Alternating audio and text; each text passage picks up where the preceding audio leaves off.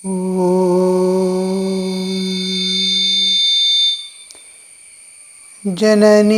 Sharadam Devim Ramakrishnam Jagadgurum Padapadme Tayo Shritva Pranamami Muhurmuhu.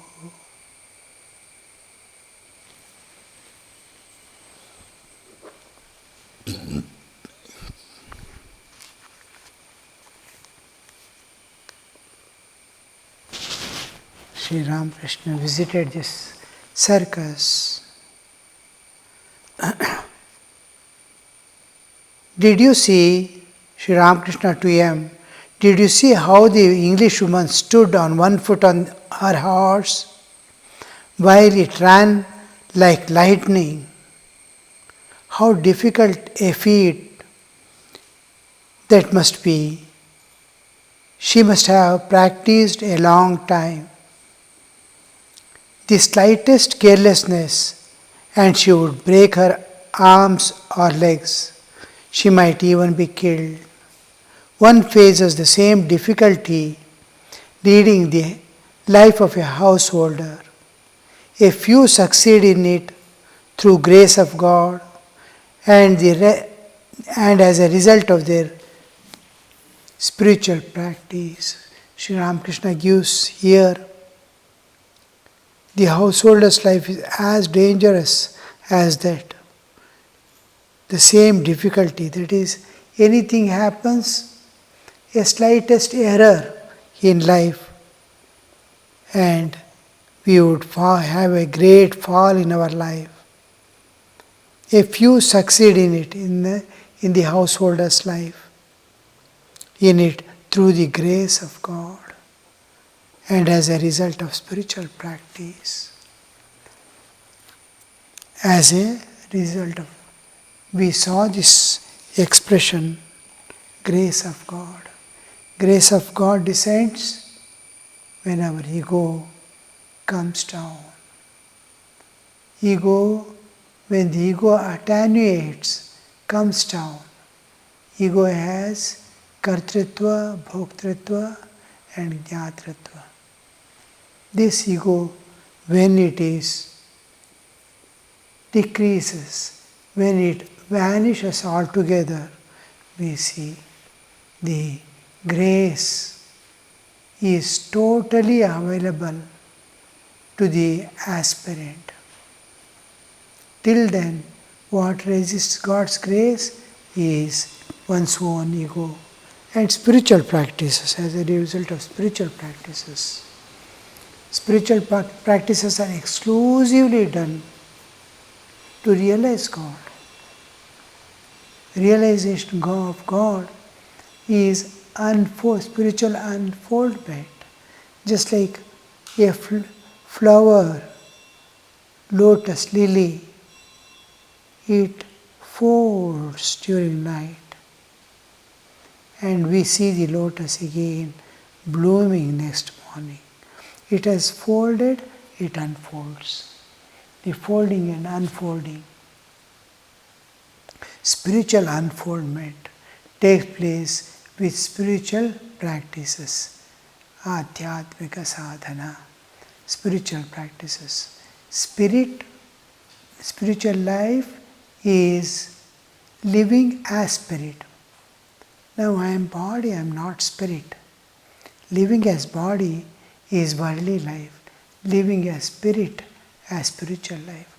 I am aware of myself being independent of body. I am not body, I am self. Again and again reminding myself to the Atman and making me deny my bodily existence. I am body, I deny. I am mind, I deny. Again I insist, I am the spirit.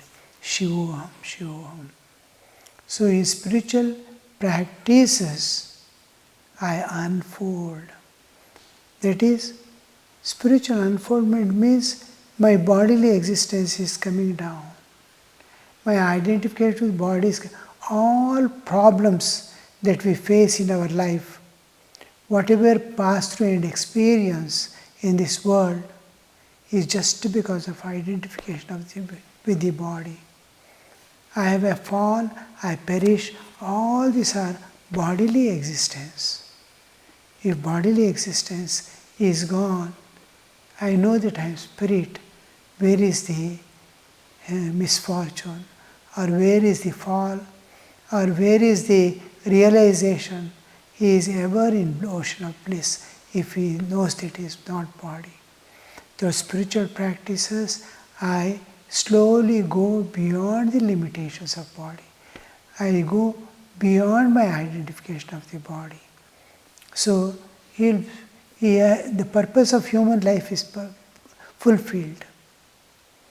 So I evolve to my spiritualhood. I evolve to my divinehood. So these spiritual practices, he not only succeeds in householder's life, he not only is safe in householder's life in this world, but he is going to transcend and go beyond. Eternal peace, eternal joy.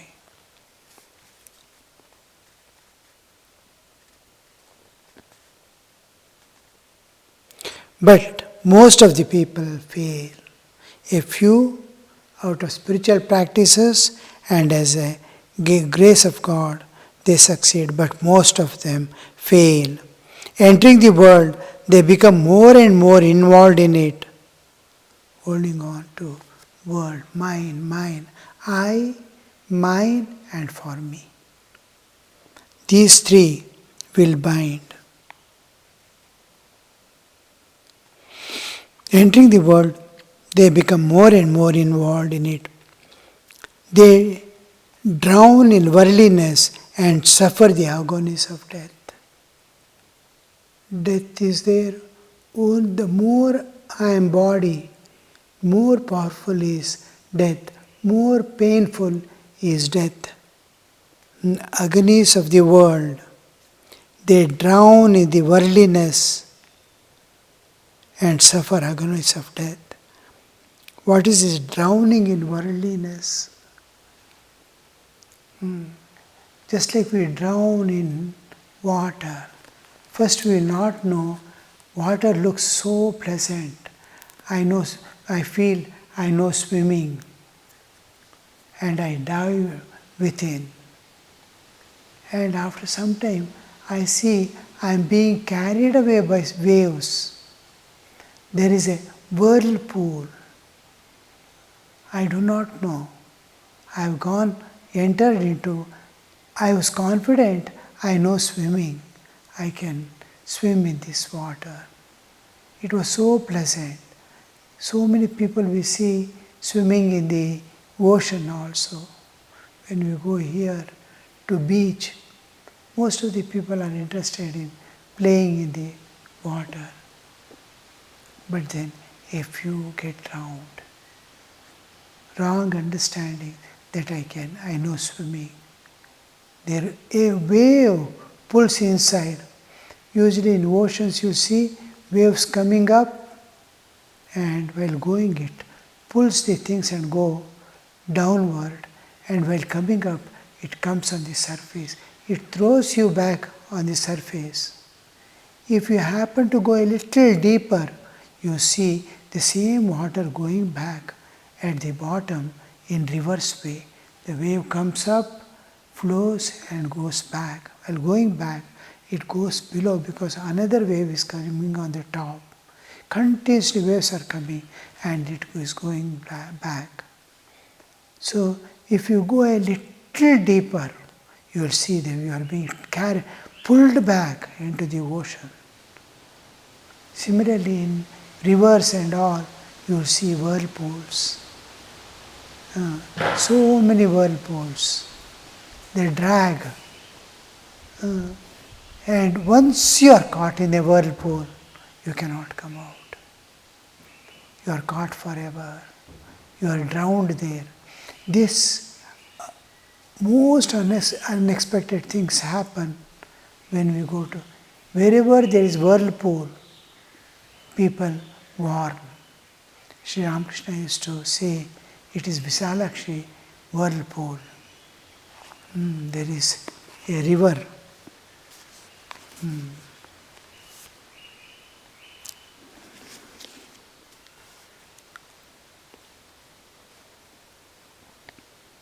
Suffer death of getting drowned in the worldliness means he goes and wants to enjoy the world.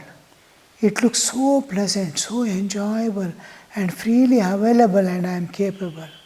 Goes and catches, it doesn't. Leave him. It goes on dragging. It goes on dragging.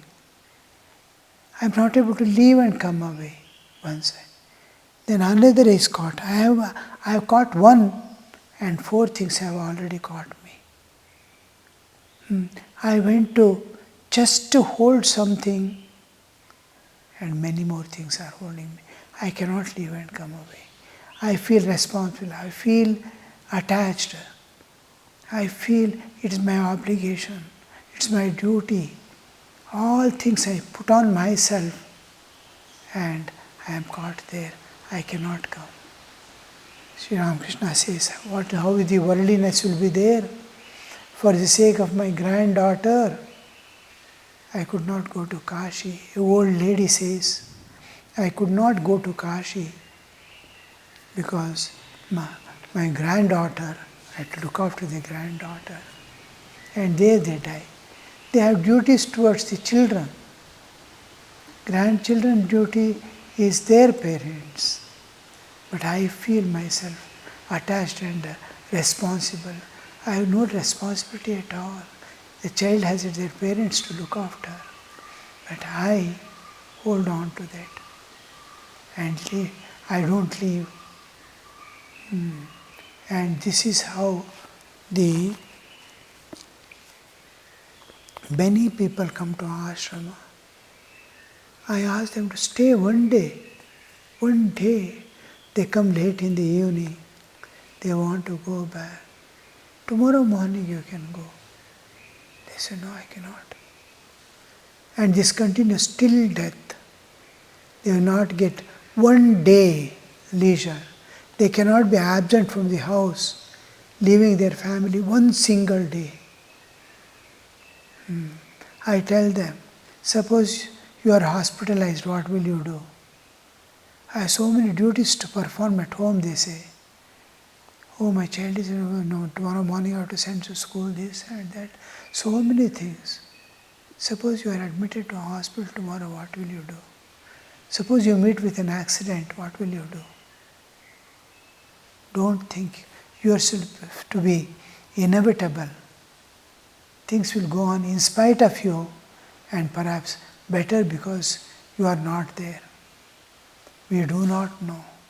We each one thinks, I am responsible, and without me nothing happens.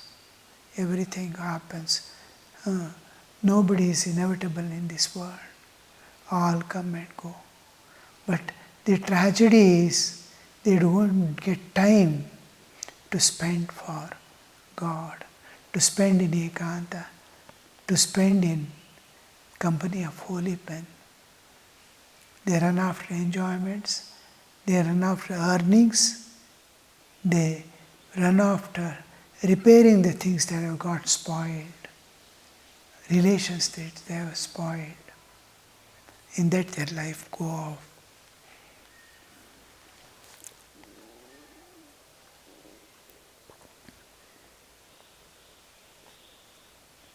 A few only, like Janaka, have succeeded. What a huge explanation you see.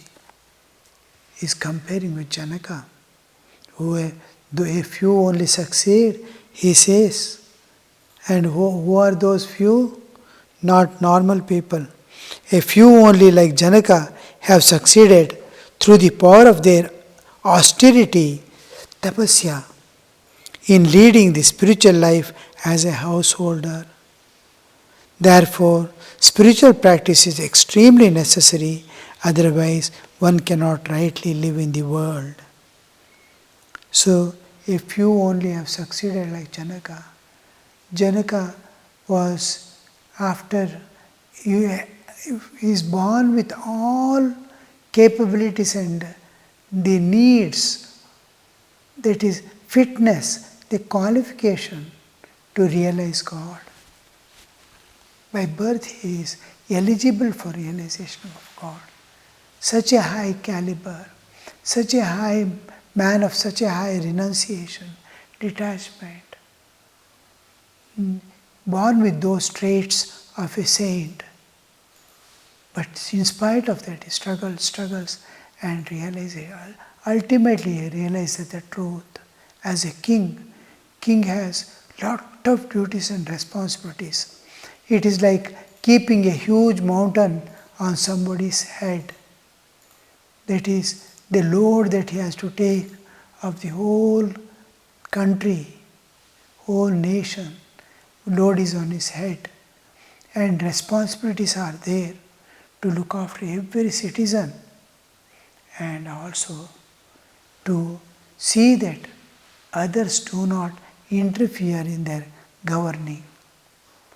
The enemies and all will be waiting for the weakest time to attack and conquer.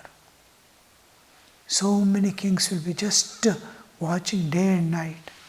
When the weakness manifests, when does the split manifest in the capital, in the palace, among the kings and others? Smallest weakness, sign of weakness is sufficient for them to enter in.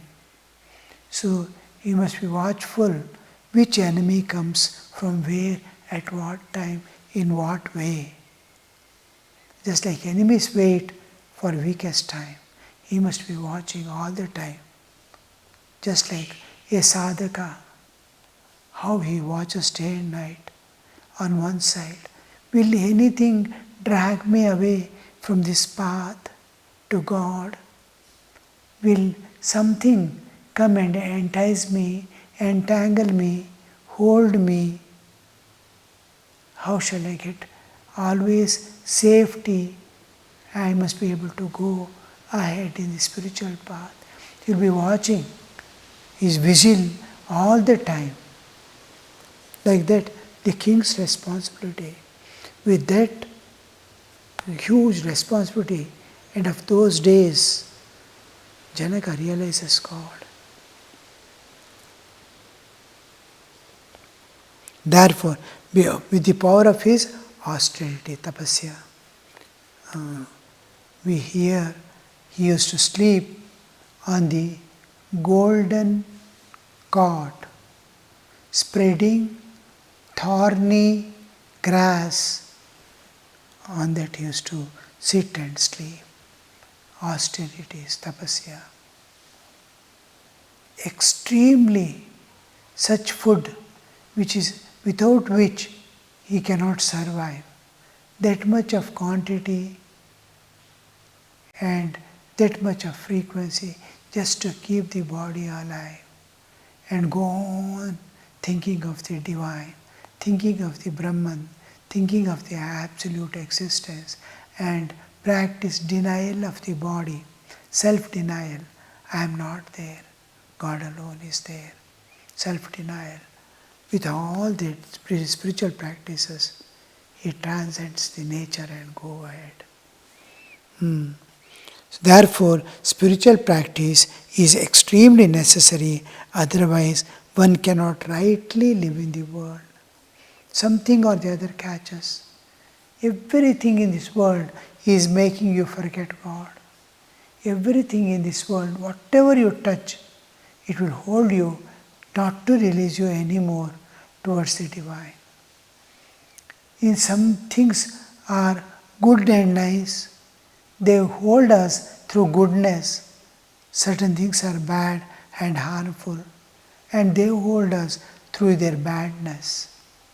Both are holding, good and bad, us away from God. So we have to transcend these limitations and go ahead. Then we'll be able to see, live rightly in the world. One cannot rightly live in the world. Rightly living is not to forget the divine in and through all activities, and not to bring to mind any activity when we are doing spiritual practices. The master got into carriage with the devotees and went to Balram's house. He was taken with his companions to the second floor. It was evening and the lamps were lighted. From the circus, they went to Balram's house. One of the important devotee of Sri Ramakrishna.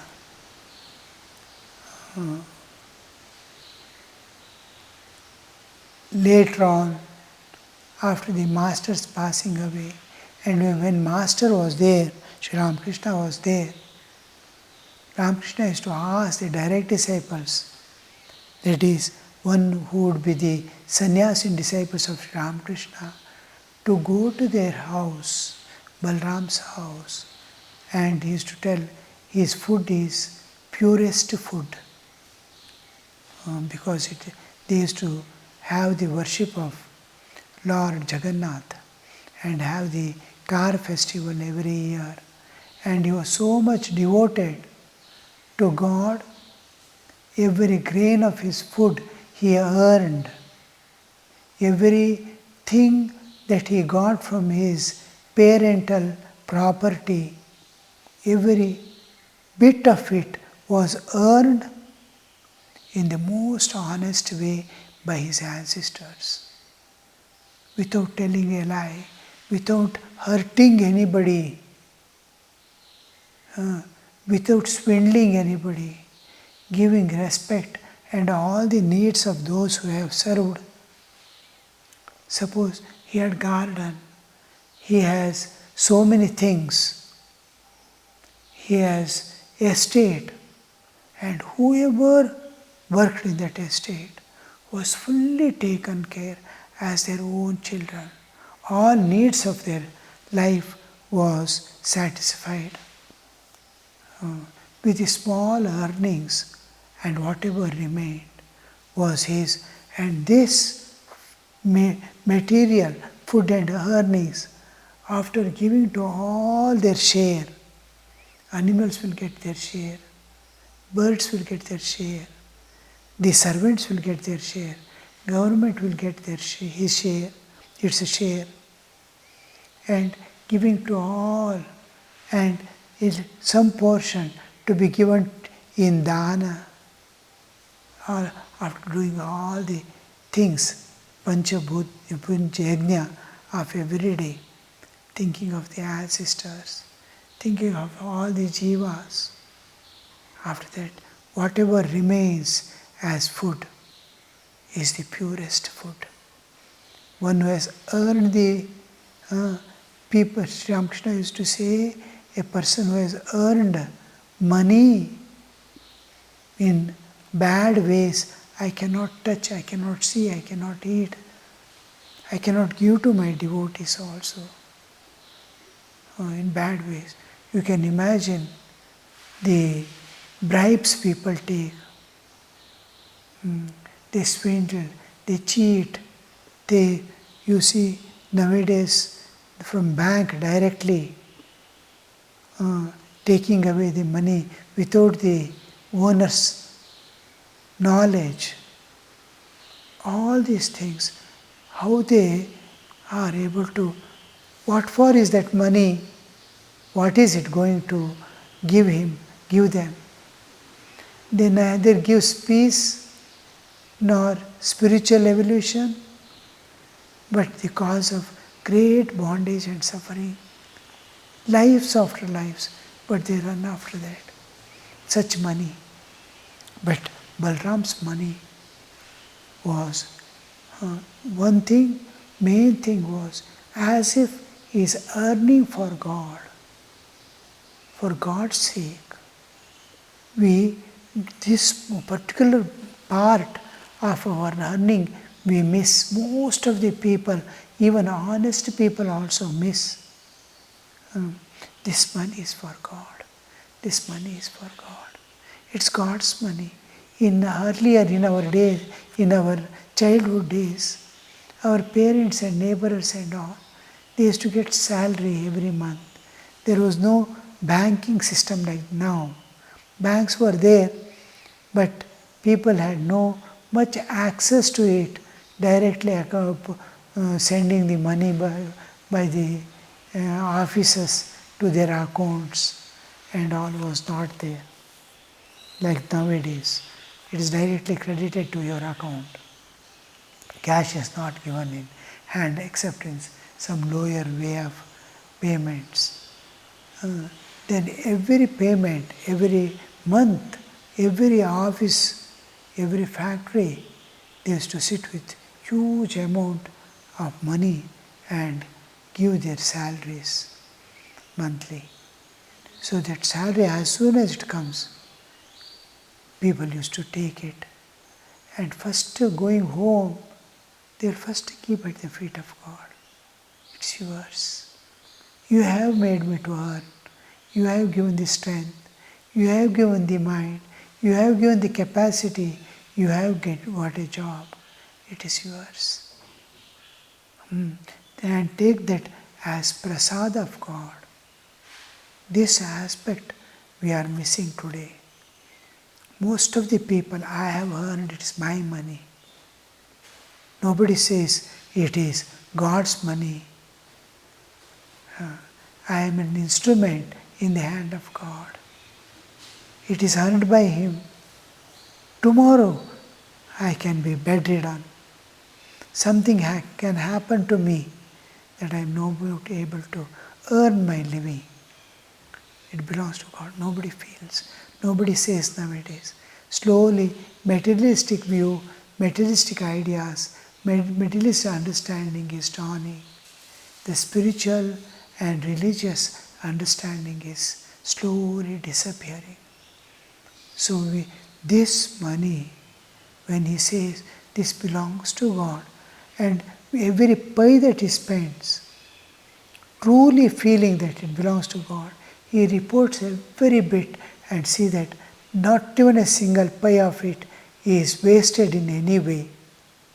So this money is supposed to be the purest money. So Sri Ramakrishna used to say his wealth, earnings and all that he possesses is purest money, purest wealth, purest food you eat in their house. Later on, we see Sri Ramakrishna, after Ramakrishna's Mahasamadhi, all these people, direct disciples, went to his house for all their needs and spent their life in that earning.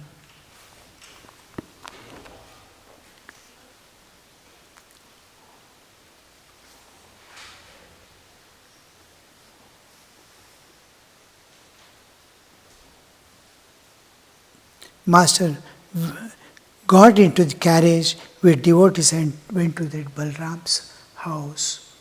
Where does he go? To that Balram's house. Om